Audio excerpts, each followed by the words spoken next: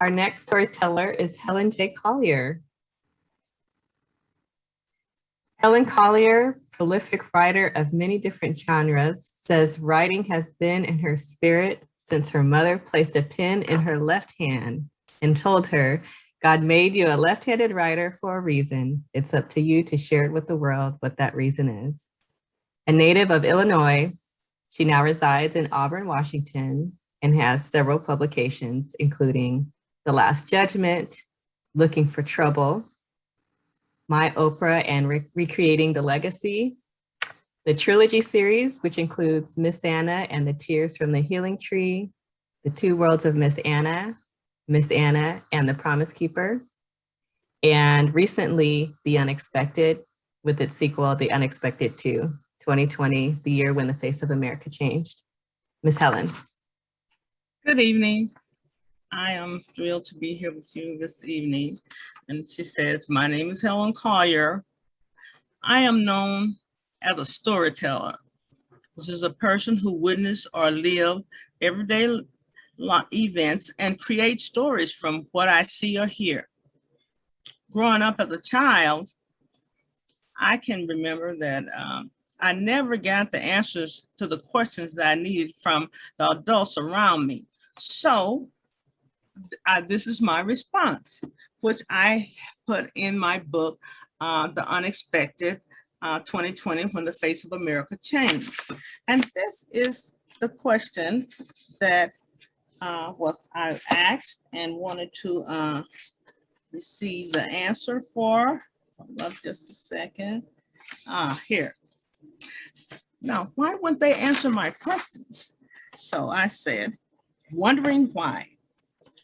I felt my mother's hand tight around mine as we walked with Miss Jenny to the bus stop.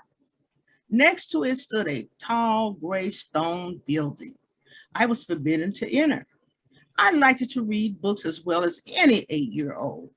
Why was the library forbidden to me? Across the street, I watched children my size playing on swings and sliding down slides, their blonde and brown hair flying in the air. My hair didn't fly, but I sure did like to slide and swing. Why couldn't I go play in the park with them while we waited for the bus? My mother talked nonstop to her friend, paying me no mind, until a burly white man walked towards us.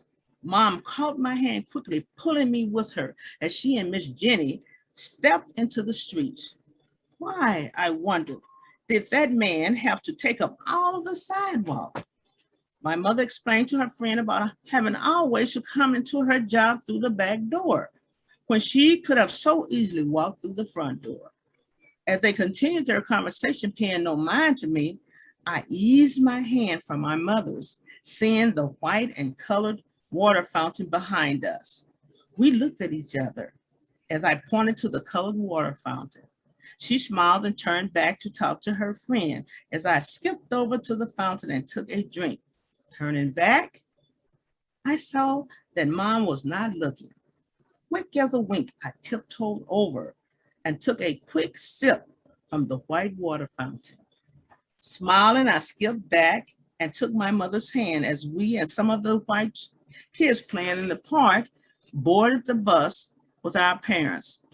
As Mom, Miss Jenny, and I took a seat in the last row of the bus, I began to wonder, why was I not allowed to drink from the white's only water fountain when they both tasted the same? And now I'm going to share with you another chapter in my book, My Oprah and Recreating the Legacy. And this is in chapter 4, where Miss Johnny B, an 86-year-old woman, has been hospitalized when she broke her hip. And she gets an unexpected visit from a homeless old man. Once the word got around that Miss Johnny B had been hospitalized, her semi-private room was changed into a private suite. Friends came to see her from near and far.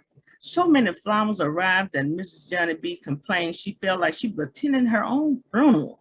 She, however, never let on how proud she was about the fuss being made over her. Elizabeth brought in her church friends, spending half the day.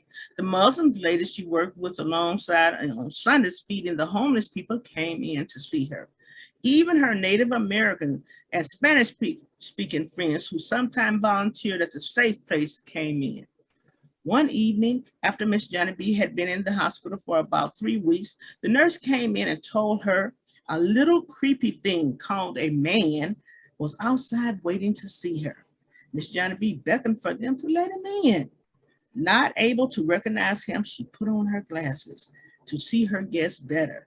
Still not recognizing him, she took her glasses off and slowly placed them on again.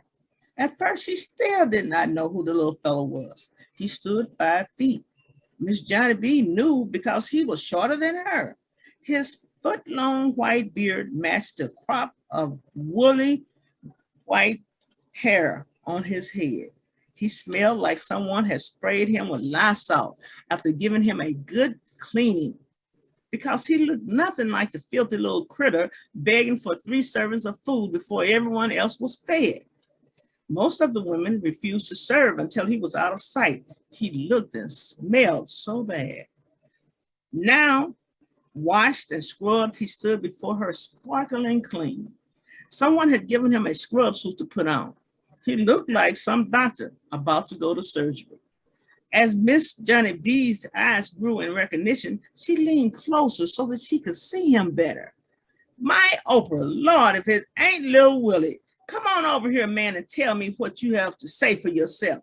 Not waiting for him to answer, Miss Johnny B continued her questioning. For Christ's sake, how did you get down here? Miss Johnny B asked the little homeless fella that was always first in line to get her Saturday and Sunday morning breakfast. Tell you the truth, Miss Johnny B, I walked. You walked 20 miles, Willie? Seemed more like 40 miles, but I wanted to see you. He began to scratch his head. I had no idea them nurses would make me bathe. That big old ugly yellow sister just grabbed me by my collar. Yes, she did. Looked like a wrestler. Come telling me I was looking, come asking me who I was looking for. When I gave her your name, she said, I had to bathe first. I tried to turn around and go back out the door, but that rascal had the security cop to grab me by the collar and pull me into the shower room. She told him to tell me I wasn't getting out until I bathed, coming in here stinking up her place. I had no other choice but to wash that stuff that fool pulled on me off after ripping off my clothes.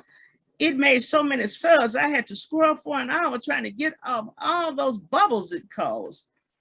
Fat fool didn't understand. I need that dirt to protect me when I'm out there in that cold. Again, he scratched his head. Miss Johnny B shook her head, laughing as she thought again about how hard it was to get the women to issue out food to him, smelling like he did. He had not bathed since she had known him. For 5 years, he always stood first in line to be fed. Little Willie was one of the reasons she and Elizabeth had hit it off so well. Elizabeth had taken off her 3 5-carat diamonds and served little Willie, never letting on to her or him he smelled any different than anyone else coming to be fed. Little Willie, I am sure glad to see you, and you sure look nice. It is good to know you were thinking about Miss Johnny B. I am going to give you a bus coin so you can get back to the shelter in the village. 20 miles is too far for you to walk. When you get there, tell Betsy I said to let you stay in the shelter. No, on the other hand, I'll call her myself. I don't want you sleeping outside all cleaned up. I don't know what they did with my clothes. Gave me these hospital rags. Go down to the Sally house and get you some clothes more to your liking, little Willie. You know they will give them to you free of charge. Miss Johnny B looked at the blue hospital scrubs he had been given. I'm going to do just that. Miss Johnny B, you always give me the best advice. You know them women you sent to take your place don't take time to spend a minute talking to a body. They wear them long white aprons, have their heads tied up, giving out food without saying a word. Who are these women? Miss Johnny B asked. That white woman named Shanae, sound like that's what she said her name was, told me I couldn't get any more than 2 servings because other people had to eat. I told her Miss Johnny B always gave me 3. Where was Elizabeth? Miss Johnny B asked, still looking at him, amazed at his present appearance. That's what I asked. They told me she was head of operations, whatever that is. Seems like they got some money to set up a blood pressure and a mental health screening hub. They did get it going. Good for them. Have you had your blood pressure checked now that it started, little Willie? Miss Johnny B asked him as he took a seat beside her bed. They told us we had to have a bath within 2 days before we could come in that hut they got set up. Little Willie and Miss Johnny B looked at each other sarcastically. Finally, she said, Willie, you go on in there tomorrow and get your blood pressure checked.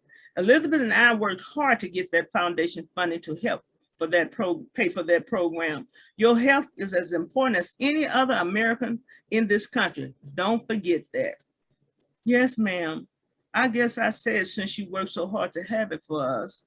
Anyway, that fancy white girl told me she was making sure everything got done like you wanted it. Is that what she said to me? Willie, she is not white. She is one of our own. Black, if not in color, in her heart, she is one of us. Huh? Little Willie said, scratching his head as he thought about what she told him. You could have fooled me. That one named Chili, she told me I had to wait till all the others were fed, then come back for thirds. Where is Miss Johnny B? I asked her. That's when they told me you were in here. Did you go back after everyone was served, Willie? They had twice as many people coming because they had slices of apple pie. Miss Johnny B folks was coming, I know had to live somewhere else other than the streets. There were too many of them. When they heard that they were going to get not only beans, but chicken and pie as well, the whole village showed up. They didn't finish up until way after 4 o'clock. Ain't no way I could stand that long. When those 2 left, a pregnant girl came. You remember the one that was with your nephew that day in the village? She and a short peanut colored woman started to serve. You must mean LaJoyce, my nephew's wife, and Susie, my girl that works for the juvenile center, little Willie.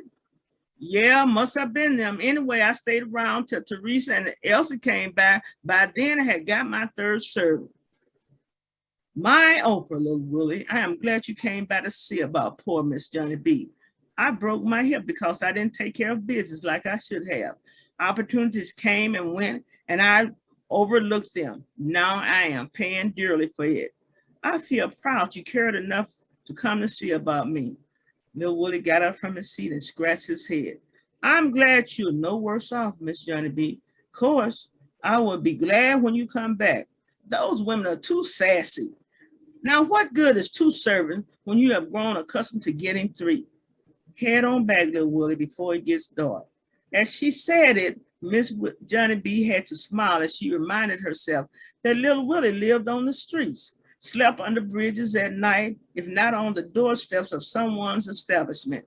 Here, take this bus token and catch the bus out front, back to the village. Miss Johnny B said, giving little Willie one of the bus tokens she always carried in her purse, just for such emergencies. I'll talk to them the next time they come. Of course, I can't promise they will do no better because they got their own minds on how they want to do. And if they're feeding as many people as you are coming, you say are coming, there just might not be enough. Yeah, I had better go so I can get my shoes they made me leave outside the door. Somebody might take them. I've had them for over 10 years. They feel like home to me. Little Willie then walked towards the door. Stopping, he turned around. Miss Johnny B, I get to tell the others I saw you and you are coming back to us, okay? Yes, Willie, you tell them for me that Miss Johnny B is all right and she will be back when this old hip gets better. Little Willie smiled, showing the few ill-kept teeth in his mouth, then turned and walked out the door, saying more to himself than her. I had better hurry and get my shoes, or someone walk off with them. Miss Johnny B shook her head and smiled. After making the call, she dimmed the lights, sliding under her covers while thinking to herself, her father's legacy was well on its way. Thank you very much.